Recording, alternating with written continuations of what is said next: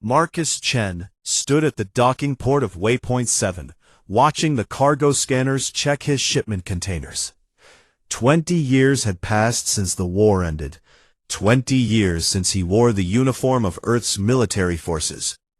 Now he hauled freight across the Outer Rim. Simple work for a man who once commanded warships against the Krell Empire. The station buzzed with activity around him. Traders shouting prices, maintenance crews welding hull plates, the constant hum of life support systems pushing recycled air through crowded corridors. Marcus pulled his worn jacket tighter and headed toward the marketplace. He needed supplies, protein packs, water filters, fusion cells for the long haul to Centauri Station.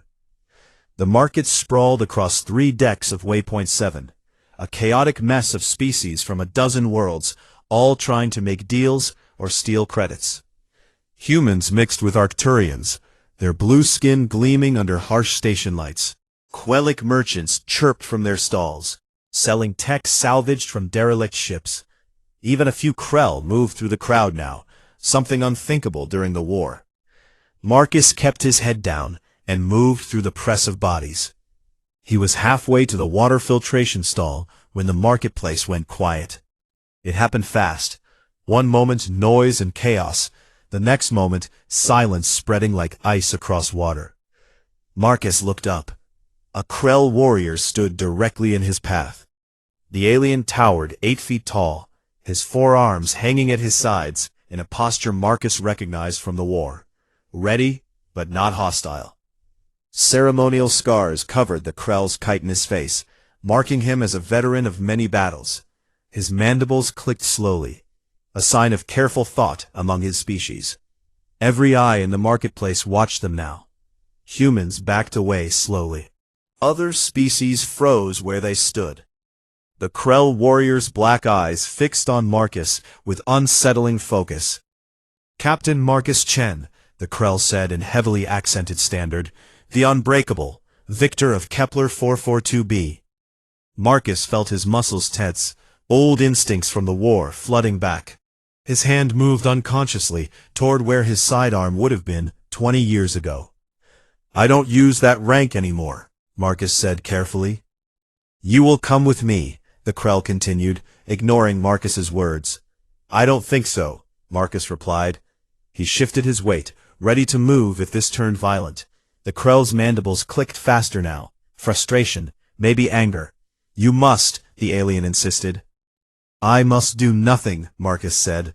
"You will meet your son." The words hit Marcus like a physical blow. He stared at the Krell warrior, certain he had misheard. "What did you say?" "Your son," the Krell repeated. "You will meet him." Marcus laughed, a harsh, bitter sound. "I don't have a son." "You do," the Krell said, his voice carrying strange emotion Marcus could not identify. "And he is dying."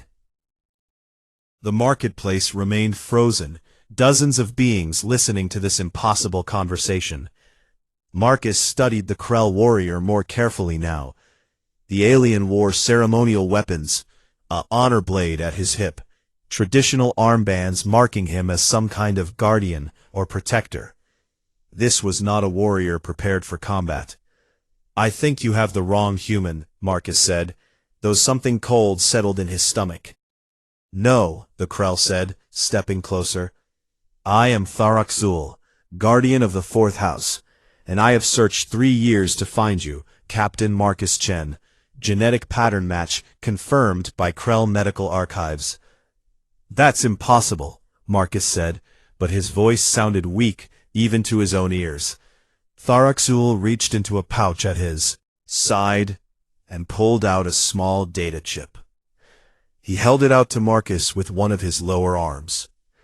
"Your genetic material was taken during the Battle of Kepler 442b, when your unit was briefly captured before your escape." Marcus remembered that battle. 3 days of hell, 2 hours in Krell hands before he led the breakout that became legend.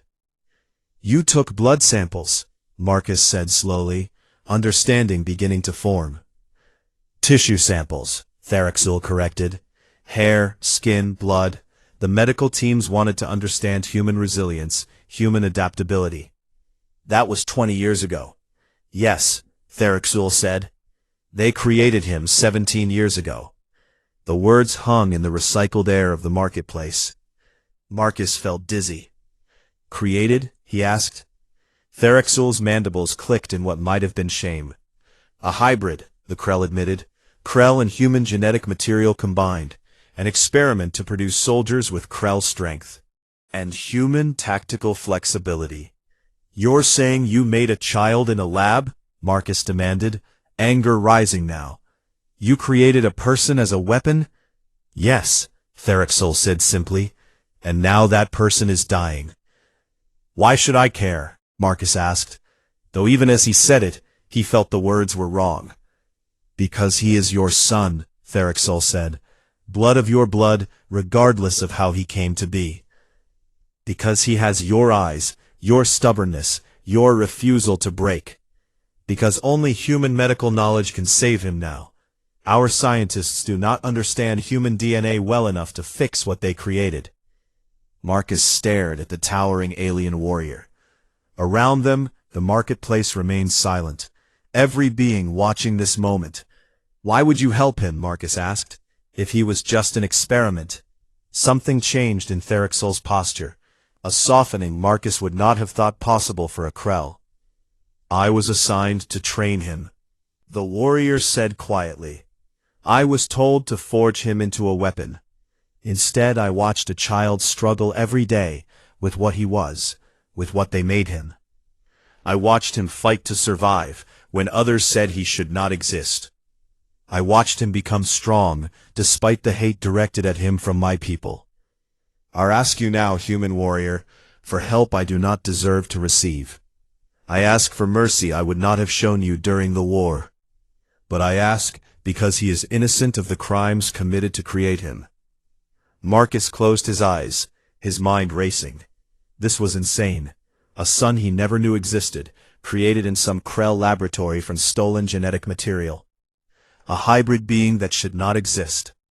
Yet Therixul's words echoed in his mind. Innocent of the crimes committed to create him.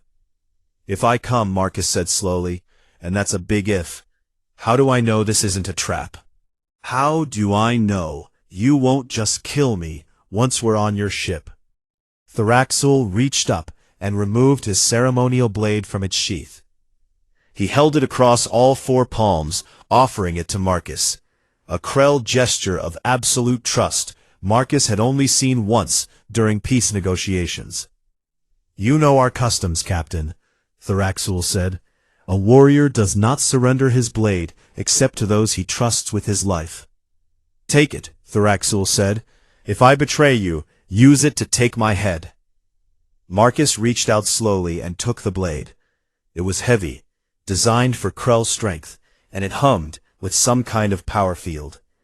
Around them, several Krell in the marketplace made sounds of shock. You honor me more than I deserve, Marcus said, the formal response required by Krell custom. No, Therixul said, you honor me by coming. Your ship is this way.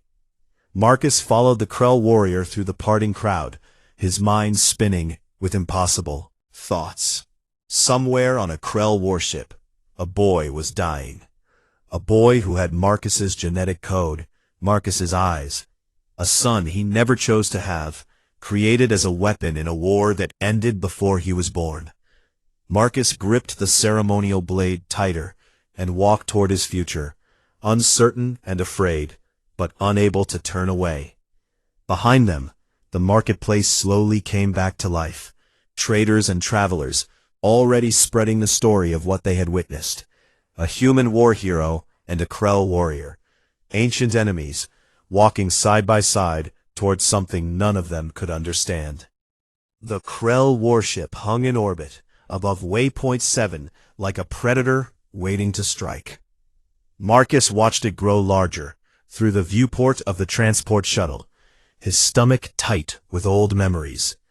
He had fought ships like this during the war, watched them tear through Earth's defense lines with brutal efficiency. Now he was walking into one voluntarily. Tharaxul sat across from him in the shuttle, his forearms resting calmly despite the tension crackling between them. "The crew will not be happy to see you," the Krell warrior said. "I imagine not," Marcus replied. "I killed a lot of your people during the war." "As we killed many of yours," Tharaxul acknowledged, "but they will not harm you. I have invoked Guardian's protection over you, and to violate that would mean death for any who try." The shuttle docked with a metallic clang that echoed through the hull. Marcus stood, still holding Tharaxul's ceremonial blade, and followed the Krell warrior into the warship. The corridors were designed for beings much larger than humans. Marcus felt small walking through passages built for 8-foot warriors with twice his mass. Krell crew members stopped and stared as they passed. Some made clicking sounds of anger. Others simply watched with eyes that held too many emotions for Marcus to read. One young Krell warrior stepped forward, blocking their path. He spoke rapidly in the Krell language, mandibles working furiously. Tharaxul responded in the same tongue, his voice sharp and commanding. The young warrior backed down, but not before looking at Marcus with pure hatred. "What did he say?" Marcus asked. "He called you Durathkon," Tharaxul said, "the unyielding one, the human who led the breakout at Kepler 442b, who killed Commander Zethrak in single combat despite being wounded. He lost 3 brothers in that battle." "I'm sorry," Marcus said, surprising himself with the sincerity in his voice. "War makes orphans of us all," Tharaxul said quietly. "Come, the medical bay is ahead." The medical bay was larger than Marcus expected, filled with technology that mixed Krell biotech with captured human equipment. The walls, displaying data in both Krell symbols and human standard. At the center of the room stood a quarantine chamber made of thick, transparent alloy. Inside that chamber, on a medical platform designed for Krell physiology, lay a figure that made Marcus's breath catch in his throat. The boy, and despite his size, Marcus could only think of him as a boy, was clearly both species at once. He had the height of a young Krell warrior, easily 7 feet even lying down, with 4 arms that ended in hands somewhere between human and alien. But his face was human in structure. Forward-facing eyes, rounded skull, recognizable features despite the slightly chitinous texture to his skin. His chest rose and fell with labored breathing. Medical monitors showed vitals in 2 different color codes, blue for Krell normal ranges, red for human. Almost all the readings flickered between the 2, unable to settle on either. Marcus moved closer to the quarantine glass, unable to look away. The boy's eyes were closed, his face peaceful, despite whatever was happening inside his body. "His name is Kale," Tharaxul said from behind Marcus. "I named him after a Krell word that means bridge between waters, something that connects 2 things that should not touch." "How long has he been like this?" Marcus asked. 3 months, Tharaxul said. "It began slowly. Fatigue, pain in his bones, difficulty healing from training injuries. Then it accelerated. Now his cells are at war with themselves, human DNA trying to repair damage, while Krell DNA tries to maintain rigid structure. Our medical teams say he has perhaps 2 weeks before total system failure." Marcus pressed his hand against the glass. "Why didn't you contact Earth's medical corps? Why come to me?" "I tried," Tharaxul admitted. "Earth's government refused. They said hybrids created without consent are not their responsibility, that helping would set a precedent for acknowledging war crimes neither side wants to discuss. Your military medical establishment turned us away at every official channel. So you found me instead." "Yes," Tharaxul said, "because you are his father, and human law says fathers have rights regarding their children that governments cannot override. With your permission, human doctors can come here, can try to save him." Marcus looked at the Krell warrior. "You researched human law?" "I researched everything about humans after he was born," Tharaxul said. "I needed to understand him, to help him survive in a world that saw him as an abomination. I learned your customs, your history, your strange ideas about family and choice. Krell do not choose family. We are assigned to houses, given roles, told what we must be. But humans, he paused, mandibles clicking thoughtfully, humans choose. They choose to protect those they love, even when logic says they should not. I am hoping you will choose to help him. Marcus turned back to the quarantine chamber. The boy, Kale, shifted slightly in his sleep, and Marcus saw his face more clearly. The eyes were closed, but the shape was familiar. Marcus had seen those same eyes every morning in the mirror for 43 years. Tell me about him, Marcus said quietly. Tharexul moved to stand beside Marcus, both of them looking at the dying boy. He was conscious until 2 days ago, the Krell began. Before that, he asked questions constantly. About humans, about you, about why he exists. The Krell scientists who created him expected a mindless warrior, strong and obedient. Instead, they got a child who questioned everything, who thought in ways that disturbed them. He solved tactical problems by thinking around them instead of through them, a human trait. But he had Krell strength and endurance, could train for hours without rest. They did not know what to do with him, so they gave him to me when he was 5 years old and told me to make him useful. Marcus felt anger building in his chest. They gave you a child and told you to turn him into a weapon?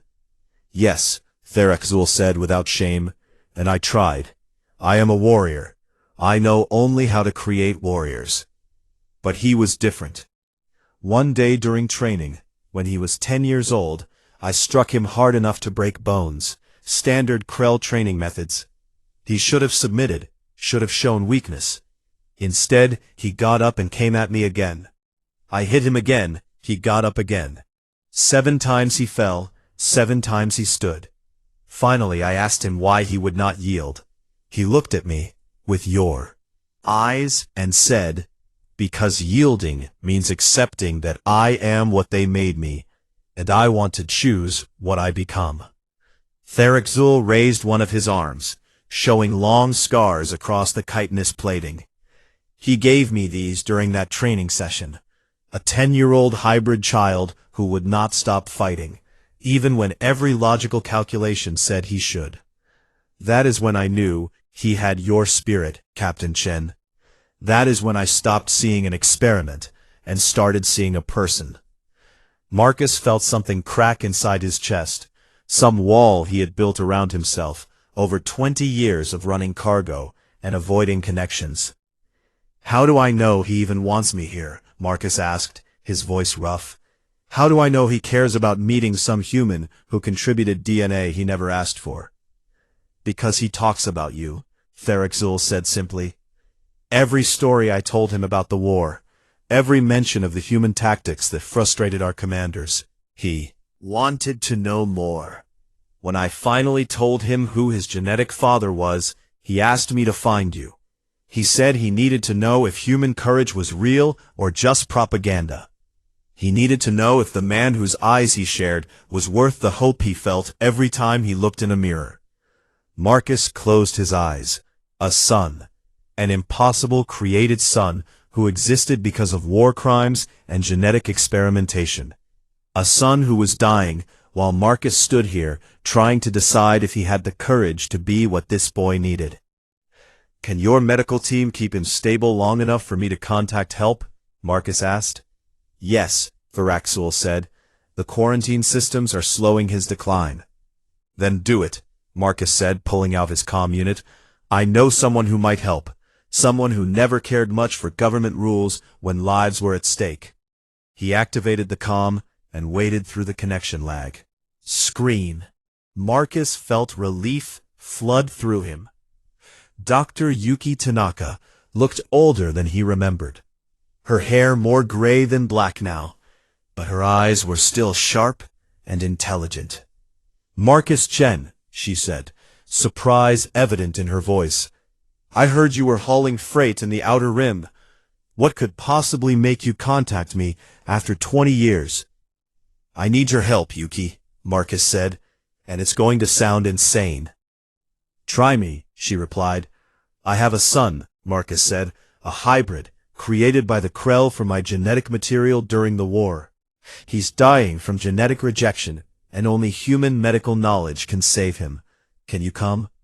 Dr. Tanaka was quiet for a long moment. Then she smiled, a fierce, determined expression Marcus remembered from field hospitals during the war. Send me the coordinates, she said. And Marcus, if they created one hybrid, they probably created others. This could be bigger than just your son. I know, Marcus said. As he ended the comm, Marcus looked at Kale again through the quarantine glass. His son. The words still felt strange, impossible. But looking at that face, so human and alien at once, Marcus knew he could not walk away. Humanity's strength had never been about physical power or advanced technology. It had always been about this, refusing to abandon those who needed help, choosing compassion even when logic said otherwise. Marcus pressed his hand to the glass again. Hold on, Kale, he whispered. Just hold on a little longer. Dr. Yuki Tanaka arrived 36 hours later with a full xenobiology team and enough medical equipment to outfit a small hospital. Marcus watched through the observation window as she and her team set up their equipment around Kale's quarantine chamber, their movements efficient and practiced. The Krell medical staff watched with barely concealed hostility, but Tharagzul's presence kept them from interfering. His cellular structure is fascinating and horrifying in equal measure, Dr. Tanaka said, studying the scans on her portable display. Marcus stood beside her, unable to look away from his son's unconscious form. What's wrong with him? Marcus asked. Everything and nothing, Tanaka replied, pulling up a molecular display that showed Kale's DNA structure. Look here, the human DNA sequences are trying to adapt, trying to repair damage and optimize function. That's what human cells do. It's why we can survive in almost any environment. But the Krell DNA is rigid, designed for specific conditions and resistant to change. In a normal hybrid, you might get some balance. But whoever created Kale didn't understand the fundamental incompatibility. His cells are literally fighting themselves. Every time the human DNA tries to adapt, the Krell DNA interprets it as contamination and tries to eliminate it. Every time the Krell DNA tries to maintain structure, the human DNA sees damaged cells that need repair. It's a war happening in every cell of his body. Can you fix it? Marcus asked. Tanaka was quiet for a long moment. Maybe, she said finally, but it would require a complete genetic rebalancing. We need to teach his Krell DNA to accept adaptation instead of fighting it. And that requires introducing new human genetic material that's specifically coded to communicate with Krell cellular structures. Meaning? Meaning we need your bone, marrow, your stem cells, your complete genetic code mapped and modified in real time during the procedure, Tanaka explained. You'll have to stay conscious through the entire process. We need your nervous system actively producing stress responses so we can harvest the exact antibodies and cellular markers Kale needs. How bad will it be? Marcus asked. Tanaka met his eyes. The pain will be significant. We're talking about deliberate immune system activation, forcing your body to produce emergency responses while we harvest the results. Most species would die from the shock. But humans, she paused. Humans evolved on Earth, a death world by galactic standards. Your pain tolerance, your ability to stay conscious and functional under extreme stress, that's the edge you have. That's what might save your son. Marcus looked at Kale's still form. When do we start?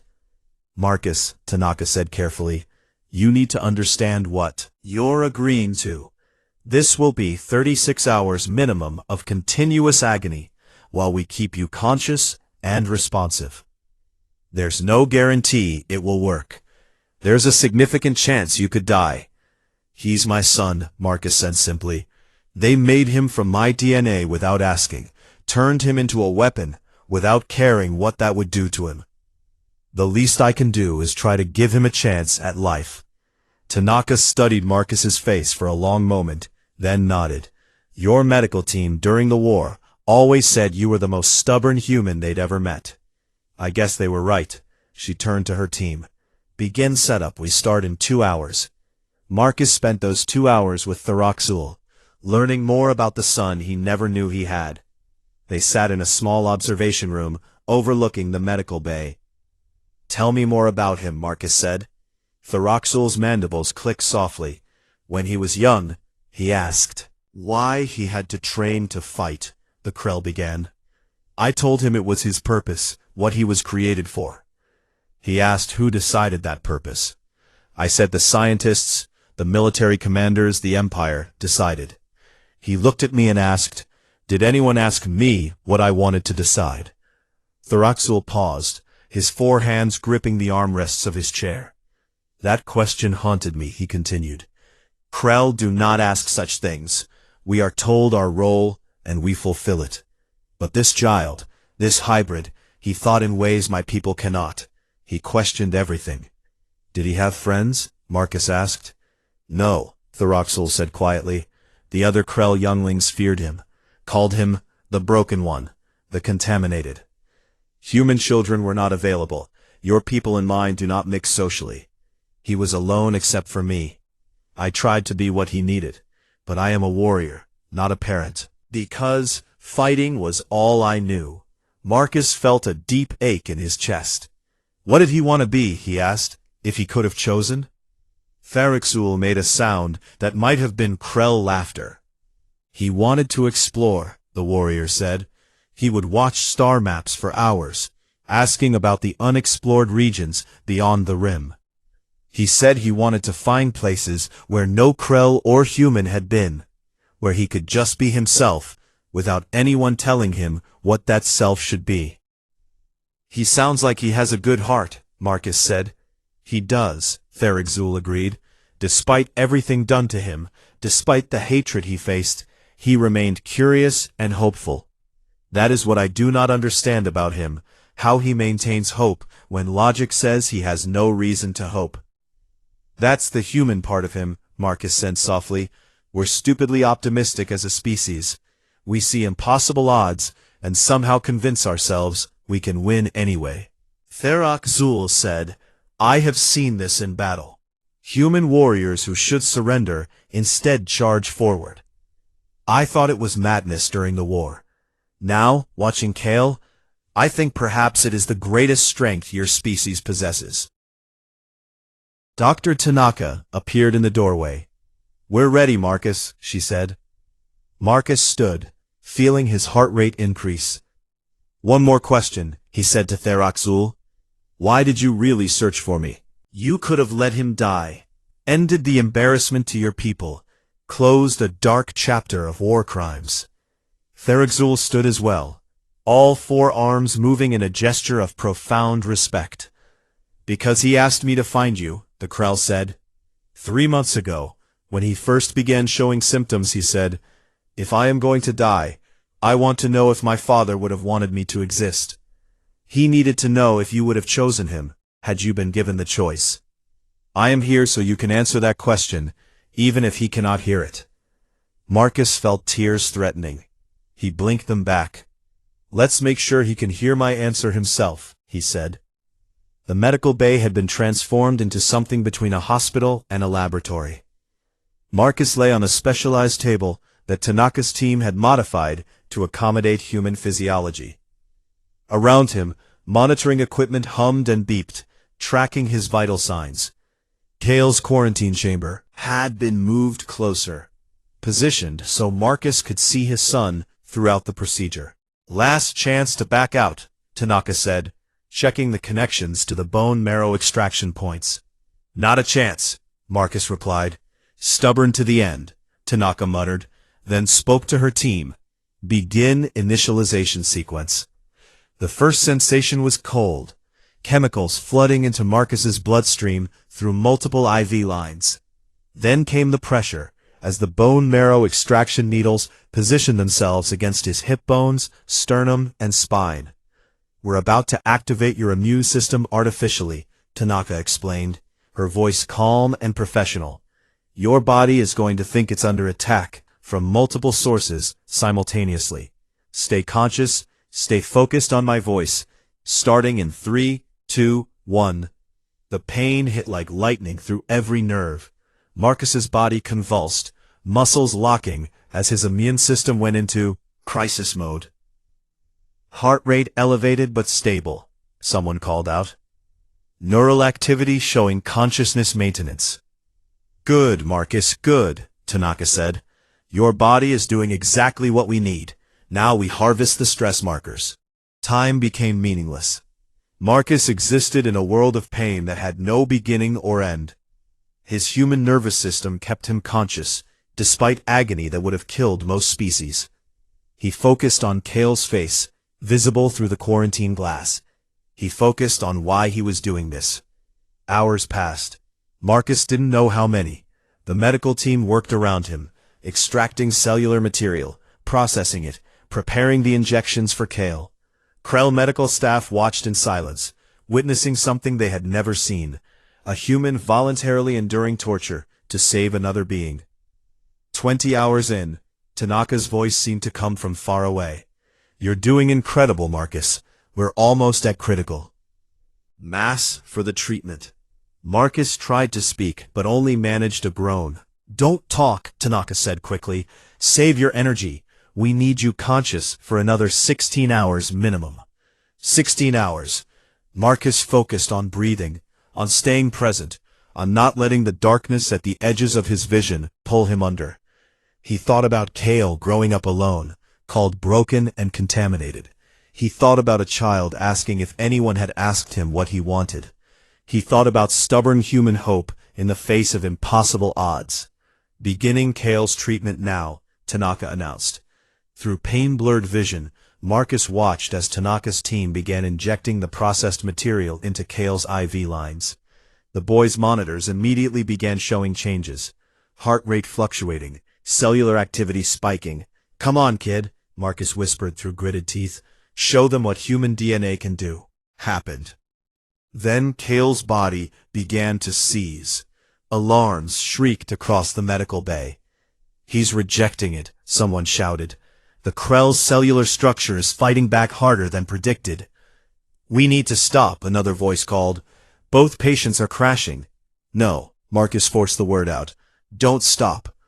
"Marcus, if we continue, you'll both die," Tanaka said urgently.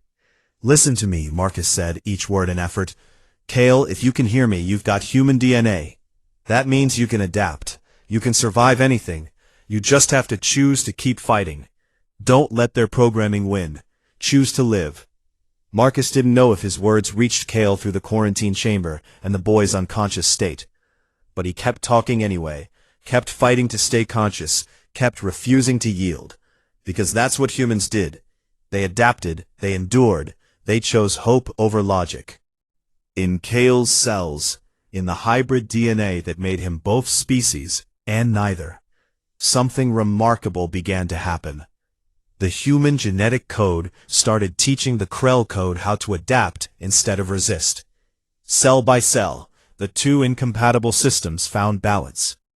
The war inside Kale's body began to end not with victory for one side, but with synthesis of both. Marcus watched the monitors stabilize and felt consciousness finally slipping away. His last thought before darkness took him was relief. His son was going to live. Marcus woke to the sound of steady breathing that was not his own. His body felt like it had been taken apart and poorly reassembled. Every muscle ached with deep, bone-level exhaustion. He tried to sit up and immediately regretted it. "Easy," Dr. Tanaka's voice came from somewhere to his left. "You've been unconscious for 4 days. Your body needed time to recover from what we put it through." Marcus blinked until his vision cleared. He was in a recovery room, medical monitors attached to his chest, showing stable vitals. "Kale?" he managed to ask, his throat raw. "Alive," Tanaka said, moving into his field of vision. She looked exhausted but pleased. Not just alive, thriving, actually. His cellular structure stabilized about 30 hours into the procedure. The synthesis we hoped for actually happened. His human and Krell DNA are no longer fighting each other. They've integrated into something new, something balanced. Relief flooded through Marcus so intensely he felt dizzy. Can I see him? He's been asking for you since he woke up 2 days ago, Tanaka said with a small smile. But first, you need to know something. What happened here has caused quite a stir among the Krell crew. What do you mean? Tanaka pulled up a chair beside his bed. The Krell who witnessed the procedure are calling it the Vigil of Blood, she explained. Apparently, watching you endure 36 hours of agony without complaint, without begging to stop, without losing consciousness, it contradicted everything they believed about human weakness. Several of the senior warriors have asked Theraxul for permission to speak with you. They want to understand how you did it. Marcus laughed weakly. I just refuse to quit. Nothing special about that. That's exactly what makes it special to them, Tanaka said. Krell are strong, Marcus. Incredibly strong, but their strength comes from genetic programming and rigid biological structures. They've never seen someone choose to endure pain, choose to keep going when every logical calculation says to stop. You showed them something they didn't think existed, willpower that exceeds biological limits.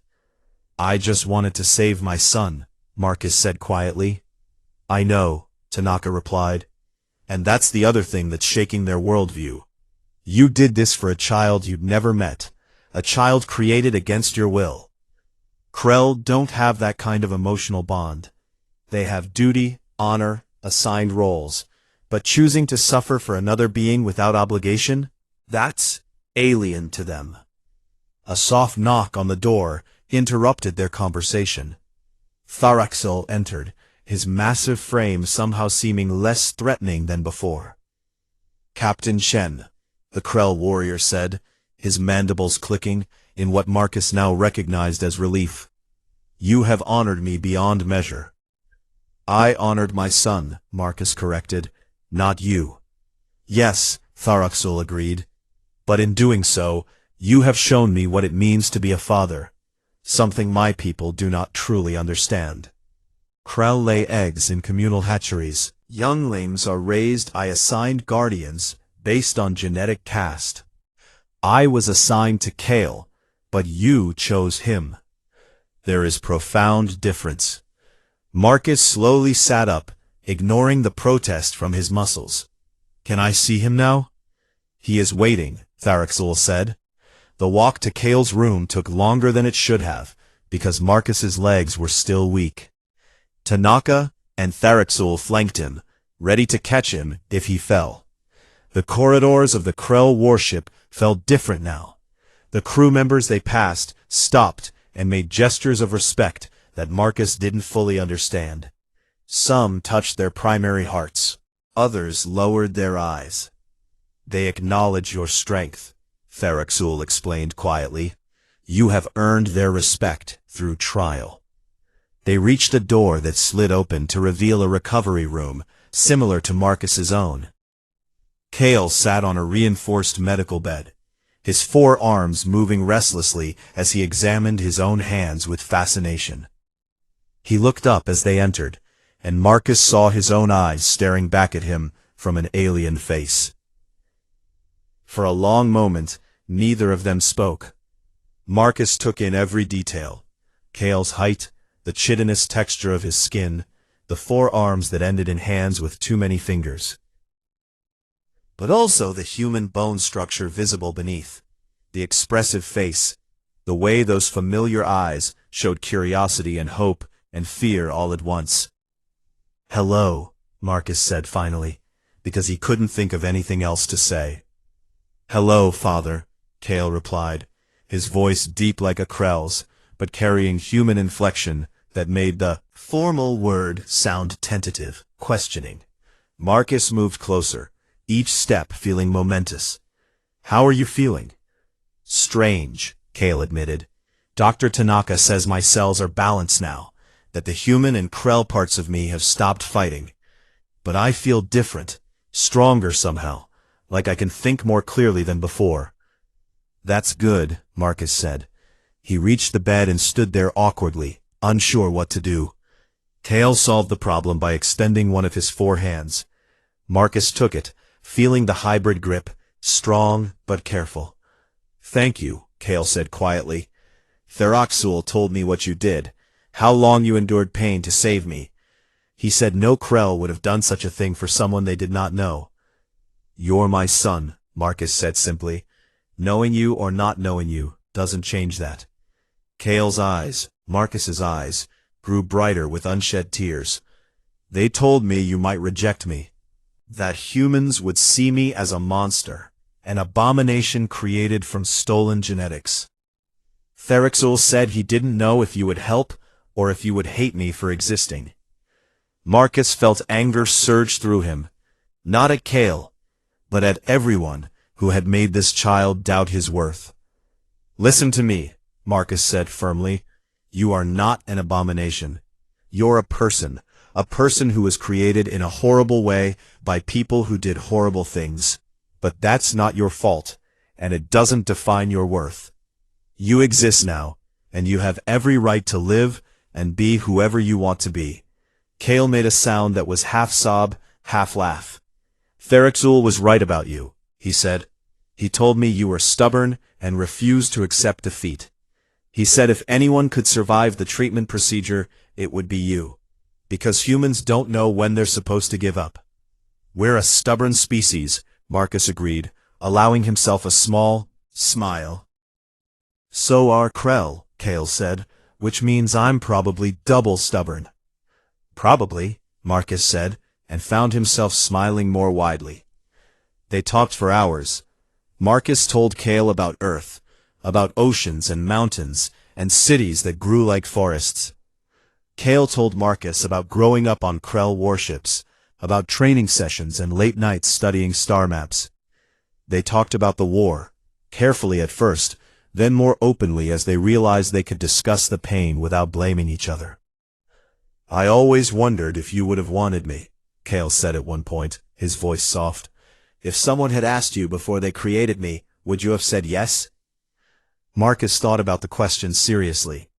"I don't know," he admitted. 20 years ago, I was focused on the war, on survival. I probably wouldn't have thought I could be a father. But that's not the right question to ask." "What do you mean?" "Right question is, now that you exist, now that I know you, do I want you in my life?"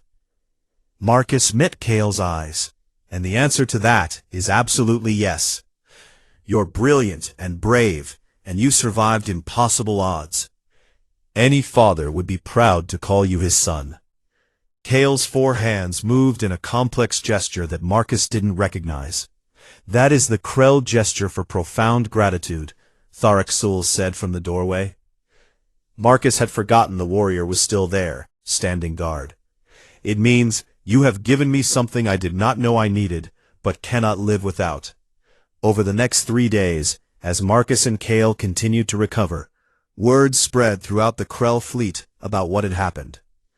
Other ships requested permission to dock, their commanders wanting to witness the human who had endured the vigil of blood. More importantly, reports came in from across Krell space. Other hybrids existed, dozens of them maybe, more. Children created in secret experiments during the war, now suffering from the same genetic rejection that nearly killed Kale. "They're all dying," Dr. Tanaka told Marcus and Kale during a medical briefing. "And they're all being hidden by Krell families who feel shame for their existence." "Can we save them?" Kale asked immediately. "With the treatment protocol we developed for you, yes," Tanaka said, "but it requires genetic material from the human parent, and most of those parents don't know these children exist." Kale looked at Marcus. "What do we do?" Marcus felt the weight of responsibility settling on his shoulders. "We find them," he said. "We find the human parents, we explain the situation, and we ask them to help. And if they refuse? Kale asked. Then we find another way, Marcus said firmly, because these kids didn't ask to be created, and they deserve a chance at life. Stepping forward, I will use my position to locate the hidden hybrids and identify their genetic parents. Other warriors will help. You have changed minds here, Captain Chen. Not everyone, a new voice said from the doorway. A Krell commander Marcus didn't recognize entered, flanked by 2 warriors. Some of us still see these hybrids as mistakes that should be corrected permanently. The room went tense. Marcus stood, his body still weak, but his resolve iron. These children are not mistakes, he said quietly, dangerously, and if you try to harm them, you'll have to go through me. 1 human against the Krell Empire? The commander scoffed. If necessary, Marcus said. Kale stood as well, moving to stand beside Marcus. 2 of us, the boy said, his 4 hands clenching into fists. Tharaxul and his warriors moved, positioning themselves between the hostile commander and Marcus and Kale. 47 of us, Tharaxul said, his voice carrying absolute certainty. Every warrior who witnessed the Vigil of Blood has sworn protection over Captain Chen and his son. You would betray your own people for hybrids? The commander demanded. I would honor what is right over what is convenient, Tharaxul replied. These children exist. We cannot change that. We can either help them or become the monsters humans always feared we were. I choose honor. The hostile commander stared at them for a long moment, then made a dismissive gesture and left. But Marcus knew this was far from over. The fight to save the hybrid children had just begun. 3 weeks after Kale's treatment, Marcus stood in the cargo bay of his ship, which now felt impossibly small with Kale and Tharaxul aboard, and reviewed the data Tharaxul had gathered. 43 confirmed hybrid children existed across Krell space. 43 children who were dying. 43 human parents who had no idea their stolen genetic material had created life. This one is closest, Tharaxul said, pointing to a star system 3 days away. A female hybrid named Sarah, age 15. Genetic parent is a human named Rebecca Torres, who served in the medical corps during the war. Does Torres know? Marcus asked. No, Tharaxul said. The Krell family hiding Sarah has kept her existence secret. They fear judgment from their peers. Then we start there, Marcus decided. Kale moved beside him, studying the star charts with intense focus. The boy had recovered remarkably well. His hybrid physiology now worked in harmony rather than conflict. He was stronger than either species alone, faster in his thinking, adaptable in ways that surprised even Dr. Tanaka. What if this Rebecca Torres refuses to help? Kale asked. Then we convince her, Marcus said. We show her what we showed the Krell, that humanity's strength is in choosing compassion, in protecting those who need protection. And if she still refuses? Marcus met his son's eyes. Then we find another way. We always find another way. That's very human of you, Kale said with a slight smile. You're half human, Marcus replied, so it's in your nature too. The journey to find Rebecca Torres took 4 days instead of 3. Marcus's ship was old and the hyperdrive needed repairs. Kale spent the time learning everything he could about human culture, asking questions that ranged from profound to absurd. Why do humans shake hands? He asked one evening, as they ate dinner in the small galley. It's a greeting, Marcus explained, a way of showing you're not carrying weapons. But you can still fight without weapons, Kale pointed out. It's symbolic, Marcus said. It shows trust. Kale extended one of his 4 hands. Like this? Exactly like that, Marcus said. Marcus took it and shook. Exactly like that. Tharaxul watched this exchange with his usual quiet observation. You adapt quickly, the Krell warrior said to Kale. It is the human in you. Or maybe it's just me, Kale replied. Maybe being hybrid means I get to choose what parts of each species I want to keep. That would be nice, Marcus agreed. They found Rebecca Torres running a medical clinic on a frontier colony world called Haven's Edge. She was in her 50s now, her hair streaked with gray, but Marcus recognized her from the service records the Roxul had pulled. She had been a combat medic, one of the recommendations. Best. Marcus approached the clinic alone first, leaving Kale and Tharaxul on the ship.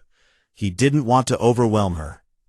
Rebecca looked up from her work as he entered, her eyes narrowing in recognition. "Marcus Chen," she said, surprise evident in her voice. "I heard you disappeared after the war." "I did," Marcus confirmed, hauling cargo in the Outer Rim. "What brings you here?" "Something difficult," Marcus said, "something that's going to sound impossible." He told her about Kale, about the Krell genetic experiments, about the treatment that had saved his son. Rebecca listened without interruption, her medical training keeping her expression neutral, even as Marcus explained the horrifying details. When he finished, she was quiet for a long time. "You're telling me I have a daughter," she finally said. "A 15-year-old girl I never knew about, created from genetic material taken during the war." "Confirmed." "And she's dying?" "Yes. And you want me to undergo the same torture you did to save her?" "I'm asking you to consider it," Marcus said carefully. "I won't force you. This has to be your choice." Rebecca stood and walked to the window, looking out at the colony streets. "During the war I saved hundreds of lives," she said quietly. "I pulled wounded soldiers from burning wreckage. I performed surgery in the field under enemy fire. I did everything I could to preserve life. And now you're telling me there's a life out there that exists because of me, and she needs saving?" "Yes." Rebecca turned to face him. "Do I get to meet her first?" "Of course," Marcus said, relief flooding through him. Sarah was small for a Krell hybrid, only 6.5 feet tall, with 3 arms instead of 4, due to incomplete development. Her face was more human than Kale's, her features delicate, despite the chitinous texture of her skin. She lay in a medical pod aboard a Krell transport ship that had brought her to the rendezvous point. Rebecca stood at the viewing window, tears streaming down her face. "She has my mother's eyes," she whispered.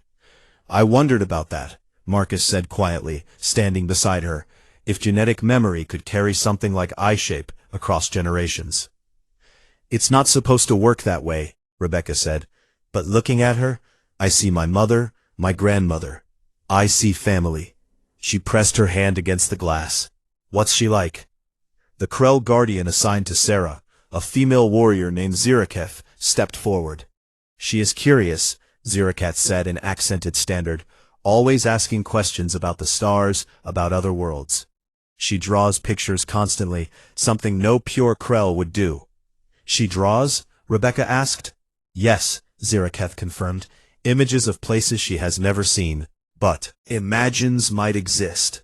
End quote. "She says she wants to find beautiful things." Rebecca made a sound that was half laugh, half sob. "I used to draw," she said, "before the war. Before medical school took all my time. I drew landscapes, imagined places." She turned to Marcus. "When do we start the treatment?" The procedure was faster the second time. Dr. Tanaka and her team had refined the protocol, made it more efficient. Rebecca endured 28 hours of agony with the same stubborn determination Marcus had shown. Kale and Sarah waited together in an observation room, watching their human parents suffer to save them. "Why do they do this?" Sarah asked, her voice weak with illness. "They did not choose us. We were forced upon them." "Because they're choosing us now," Kale replied. "That's what humans do. They choose compassion over logic." "It seems painful."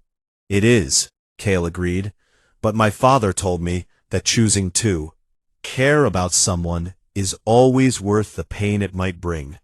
"Is he a good father?" Sarah asked. Kale thought about the question. "I don't know what good fathers are supposed to be like," he admitted. "But he makes me feel like I matter, like my existence has value." So yes, I think he is good. Sarah watched Rebecca through the glass. I hope she will feel that way about me. She will, Cale said with certainty. I can see it in how she looks at you. The treatment worked. Sarah's cellular structure stabilized, just as Cale's had. Rebecca woke 3 days later to find Sarah sitting beside her bed, 3 arms folded nervously. Hello, Sarah said quietly. Hello, sweetheart, Rebecca replied, the endearment coming naturally despite their circumstances. Over the next month, they saved 7 more hybrid children. Each time, Marcus and Cale helped convince the human parents to undergo the treatment. Parents chose compassion over resentment. Word spread throughout human space and Krell territory. The hybrid children began to be seen not as shameful secrets, but as bridges between species. Some Krell still objected. Marcus and his growing group faced threats and hostility at every turn. But more and more warriors like Tharaxul stepped forward, choosing honor over prejudice. One evening, as they traveled between systems, Cale found Marcus standing in the cargo bay, staring out at the stars. What are you thinking? Cale asked. About how strange life is, Marcus admitted. 6 months ago I was alone, just hauling cargo and trying not to think too much about the past. Now I have a son, and I'm part of something bigger than myself. Do you regret it? Cale asked carefully. Not for a second, Marcus said. Even though it's dangerous? Even though some people want to kill us for helping hybrids. Especially because of that, Marcus replied. Doing the right thing is always harder than doing the easy thing. But it's also always worth it. Cale moved to stand beside his father, both of them looking at the stars. I've been thinking, Cale said, about what comes after we save all the hybrids. What do you mean? When we're done, when all the hybrid children are stabilized and safe, what happens to us? Cale asked. We don't really fit anywhere, father. We're not fully human, not fully Krell. We're something new. Marcus considered this. Maybe that's not a bad thing, he said. Maybe the galaxy needs something new, people who understand both sides, who can bridge the gap between species. You think we could do that? I think you could do anything you choose to do, Marcus said firmly. That's your hybrid gift. Adaptability, the ability to find your way. Own path. Will you help me find it? Cale asked. Always, Marcus promised. They stood together in comfortable silence, father and son, human and hybrid, looking toward an uncertain but hopeful future. Behind them, Tharaxul entered the cargo bay. Another call has come, the Krell warrior said. 3 more hybrids have been found in the outer colonies. Marcus and Cale turned from the viewport. Then we go, Marcus said. But after these 3, Cale added, I want to try something different. What? Marcus asked. I want to create a place, Cale explained, somewhere hybrids can go to be themselves without judgment. A colony of our own. Marcus smiled. That's a good dream, son. Will you help me build it? Of course, Marcus said. What are fathers for? 6 months later, on a frontier world called New Harbor, the first hybrid colony was established. There, with their human parents and Krell guardians who had chosen honor over hate. Marcus and Rebecca co-founded a medical center specializing in hybrid physiology. Tharaxul trained the older hybrids in combat skills, not to make them weapons, but to help them protect themselves. Cale became the colony's de facto leader, not through assignment, but through the respect he earned from both species. He spent his days helping newly arrived hybrids adjust, mediating disputes between humans and Krell, and planning the colony's expansion. One evening, Marcus found Cale standing on a cliff overlooking the settlement. The sun was setting, painting the sky in colors earthborn and alien at once. You've built something remarkable, Marcus said. We built it, Cale corrected, all of us together. I just helped. You did more than help, Marcus said. You gave these kids hope. You gave them a place to belong. Do you remember when you first saw me? He asked, when I was dying in that quarantine chamber. I remember, Marcus said. What did you think? Cale asked. Marcus considered the question honestly. I thought you looked like someone worth saving, he said. I thought you had kind eyes. And I thought that whatever it took, I would make sure you had a chance at life. Why? Kale asked. You didn't know me. You had no obligation. Because you were my son, Marcus said simply, and because humans don't abandon their own, even when logic says they should. Even when it costs them something. Kale turned to face his father. I understand now, he said, why humanity frightened the Krell during the war. It wasn't your weapons or your tactics. It was this refusal to give up, this insistence on caring about others, even when it hurts. That's what makes you dangerous and beautiful at the same time. Marcus put his hand on Kale's shoulder. His son was taller than him now, still growing. You have that same quality, Marcus said, that same stubborn compassion. That's what makes you remarkable. I'm just trying to be like you, Kale said. Then you're doing a great job, Marcus replied. They stood together, watching the colony lights come on as darkness fell. Below them, hybrid children played with human and Krell younglings, something that would have been impossible just a year ago. New families formed from old enemies. New hope grew in soil watered by courage and sacrifice.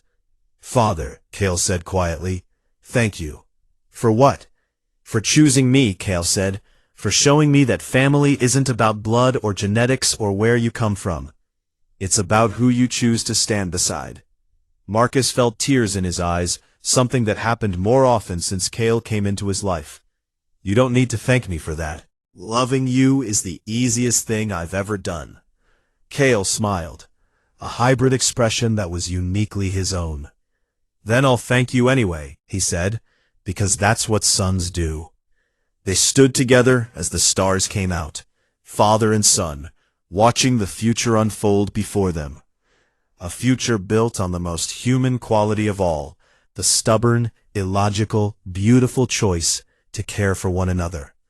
The choice that had saved one hybrid boy and changed two species forever.